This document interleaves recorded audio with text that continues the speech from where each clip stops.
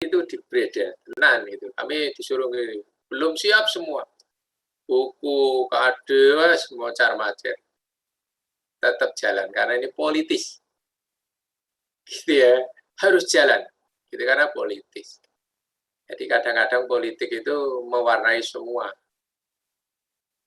Jadi ya politik itu malah mewarnai semua. Berat nanti kalau semua di politik.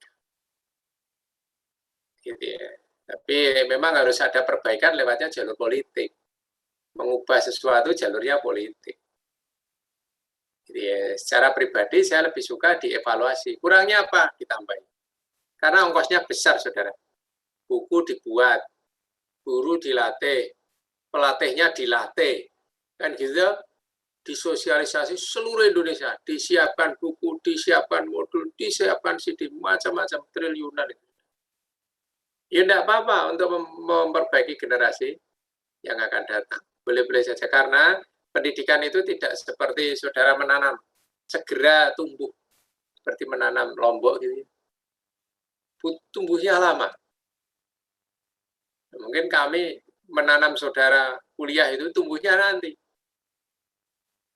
Gitu. Ada yang tumbuhnya retoreten itu apa ya? Orang besar-besar, orang berkembang. Jadi walaupun dipupuk, ada yang langsung kemboko besar. Dan itu nanti macam-macam tipikal saudara itu. Ada yang bisa tumbuh cepat, menjalar mau mana-mana, tapi tidak berakar, itu banyak. Gitu ya. Jadi tugas kami adalah menyemai saudara agar nanti bisa menjadi generasi yang lebih bagus. Gitu ya, pesan saya gitu. Pesan saya pada saudara, nanti kalau saudara sudah pimpin yang bagus, punya visi, evaluasi. Diprogram gitu ya, diprogram. Maka kan di sini saya minta untuk menyusun program.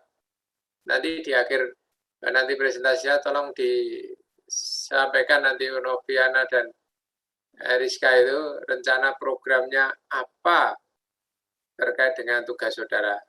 Gitu ya. Oke, begitu. Silakan kalau mau didiskusikan, tanya pada Rizka dan Noviana Dewi. Aktivitas perkuliahan itu dihitung 15%.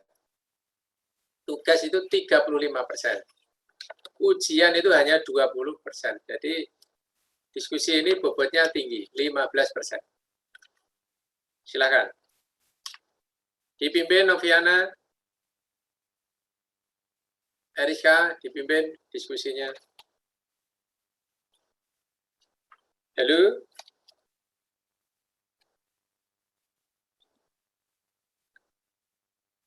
Halo? Noviana? Iya, Pak. Ya, silakan dipimpin untuk tanya jawab.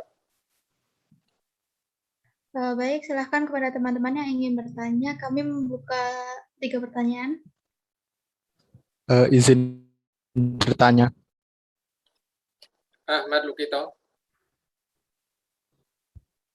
Tadi di slide 5 disebutkan ada kurikulum terpisah, kurikulum korelatif, dan kurikulum terpadu. Nah, apakah ketiga kurikulum itu pernah diterapkan di Indonesia dan kapan kalau masing-masing diterapkan? Kemudian menurut Anda dari ketiga tipe itu manakah yang paling efektif diterapkan di Indonesia? Terima kasih. Oke. Lagi bertanya biar satu-satu nanti yang jawab. Silakan lagi. Silakan dipimpin. Jadi dua penanya ya. Novi. Oke, Pak. Oke, lanjut. Silakan lagi dicatat.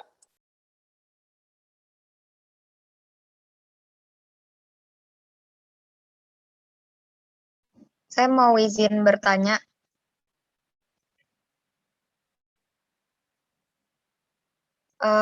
Tadi kalau misalnya dibahas itu kan kurikulum itu bisa berubah, kayak tadi contohnya dari 2006 yang KTSP ke 2013. Nah, sebenarnya itu kan yang berubah itu bukan total semuanya. Nah, itu apakah memang kalau misalnya kurikulum itu ada yang pengen dirubah itu harus ganti rombak semuanya, atau kayak kalau gimana ya? Kalau misalnya kurikulum 2013 yang sekarang sudah jadi ini ingin ada revisi itu tinggal revisi aja terus nanti di launching lagi atau gimana sistemnya menurut sepengetahuan Noviana sama Eriska?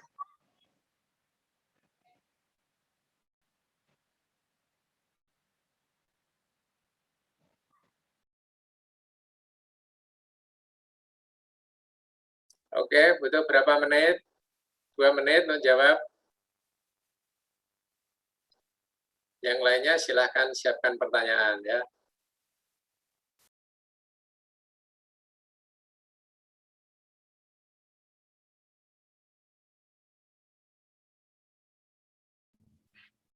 Izin menjawab untuk pertanyaan Mbak Rania tadi, perubahan kurikulum itu tidak semuanya harus dirombak gitu, tapi kan perubahan kurikulum itu melalui evaluasi dulu, evaluasi dari kurikulum sebelumnya seperti apa, ada kekurangannya seperti apa, kemudian beberapa aspek di dalamnya seperti tuntutan zaman sekarang, output dari SDM yang diperlukan zaman sekarang itu harus yang seperti apa. Kalau sekarang kan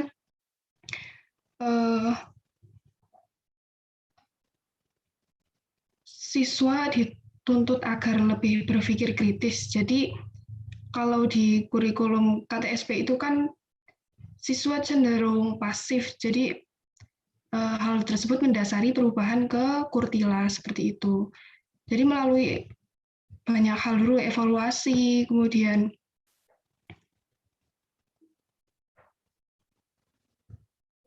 ya jadi tidak ujuk-ujuk langsung dirombak karena cuma satu alasan doang.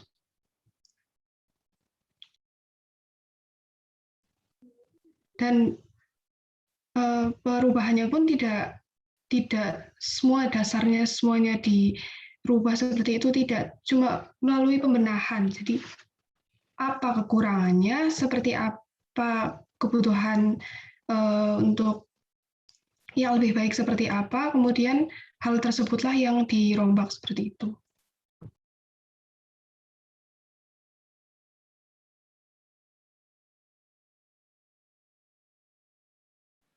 Oke, bisa dipahami. Terima kasih, Eriska.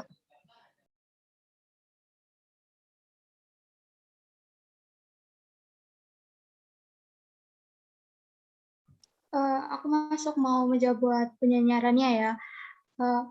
Maaf tadi soalnya apa?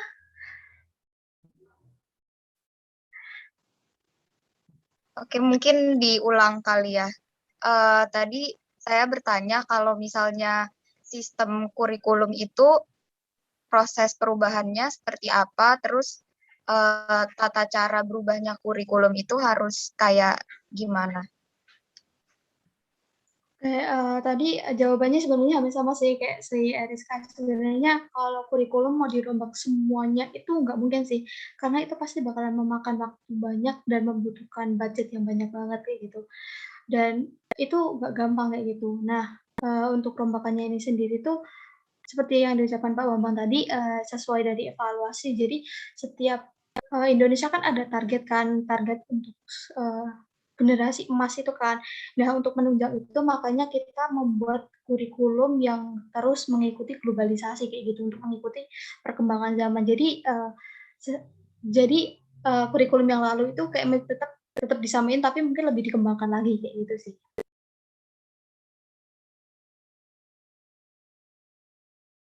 Oke, pertanyaannya Lukita tadi belum menjawab. Ahmad Lukita.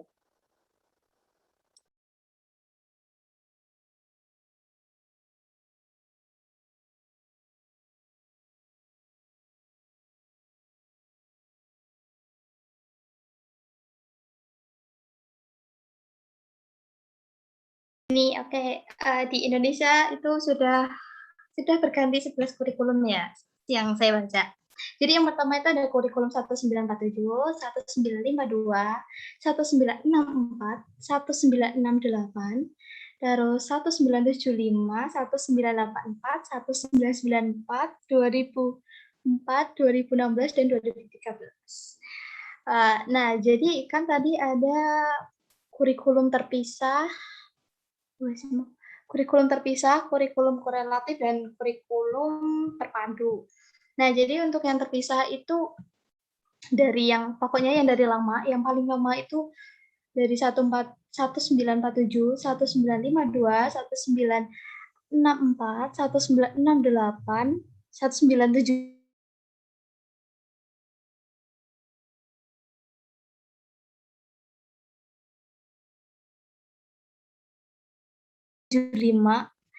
terus 2004, 2006. Nah, itu mulai yang korelatif, kemudian untuk yang 2013 itu yang terpadu. Dan untuk keefektifannya menurut saya itu sih yang terpadu. Jadi yang tetap menggabungkan antara kurikulum kayak gitu. Jadi tetap membalance-kan kayak gitu sih.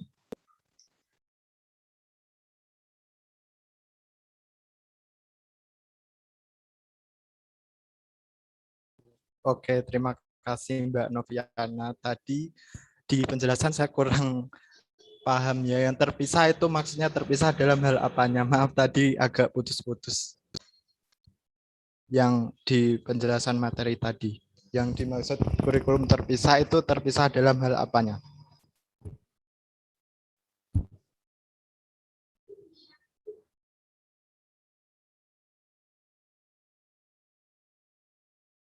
Jadi kurikulum terpisah ini tuh kayak lebih pembelajarannya tuh lebih banyak kayak gitu loh. Jadi kayak pembelajaran mata pelajarannya tuh banyak kayak gitu. Kalau yang sekarang itu kan udah mulai digabung-gabungin kayak gitu loh. Itu. Izin menambahkan juga kalau kurikulum terpisah itu mata pelajarannya itu nggak disangkut pautkan dengan mata pelajaran lain. Jadi kayak misal IPA, biologi, fisika, kimia itu sendiri-sendiri, nggak dalam pembelajarannya itu nggak ada disangkut pautkan gitu. Jadi siswa juga nggak tahu ini maknanya buat apa, kegunaannya buat apa, keterkaitannya dengan pelajaran lain seperti apa, seperti itu. Tapi kalau di korelatif itu antara mata pelajaran satu dan yang lainnya itu ada korelasinya, ada hubungannya seperti itu. Oke, terima kasih Mbak Eriska. Nah, tadi Mbak Noviana bilang kalau yang paling efektif itu kan kurikulum terpadu, dan kurikulum terpadu di sini yang dimaksud yang diterapkan saat ini itu K13.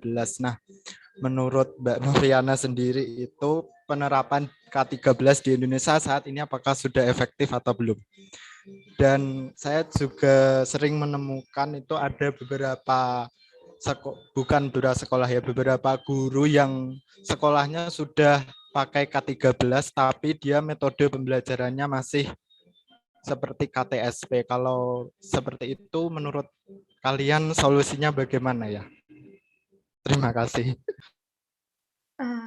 Jadi oke, aku mencoba menjawab ya.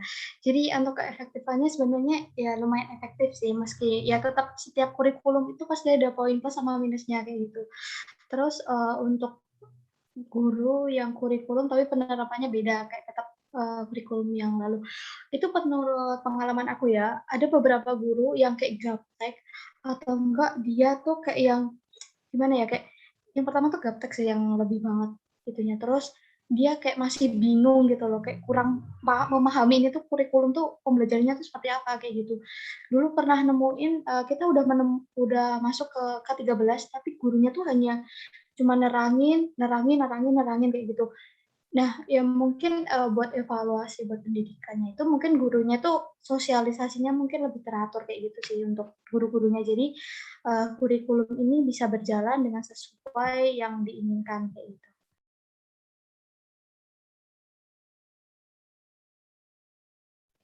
Izin menambahkan, mungkin kalau permasalahannya seperti itu, guru yang masih istilahnya menerapkan kurikulum 2013 tapi pelaksanaannya masih seperti KTSP, mungkin perlu itu tadi sosialisasi lagi, karena mungkin banyak guru yang belum paham pelaksanaan kurtilas ini yang baik sebenarnya seperti apa. Kemudian mungkin juga perlu ada program dari sekolah sendiri ya.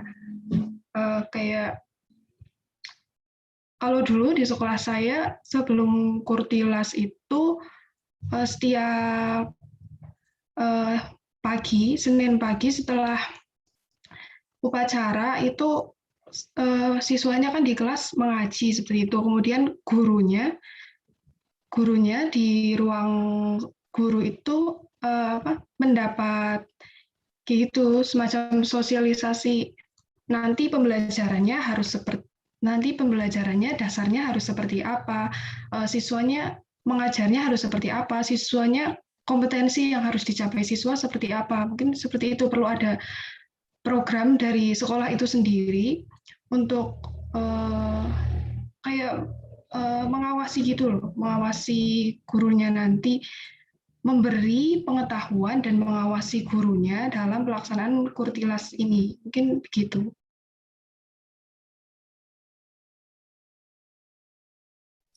Oke, terima kasih Mbak Eriska dan Mbak Noviana sudah cukup menjawab. Thank you.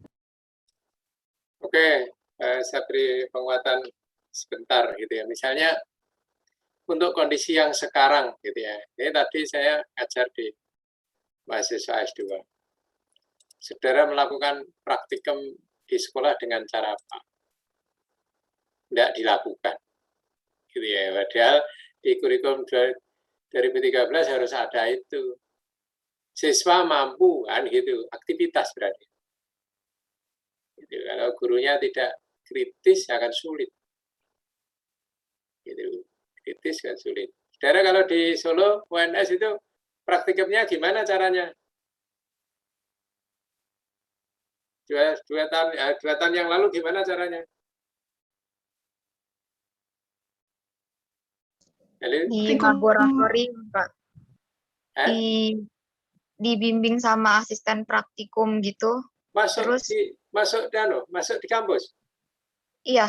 Kan enggak boleh waktu ini loh, waktu era pandemi ini. Oh, kalau waktu era pandemi itu pakai software ini, Pak. Apa ya namanya? Saya lupa. Pet Colorado. Jadi Pet Colorado itu ya, berlangganan ya. Itu ya.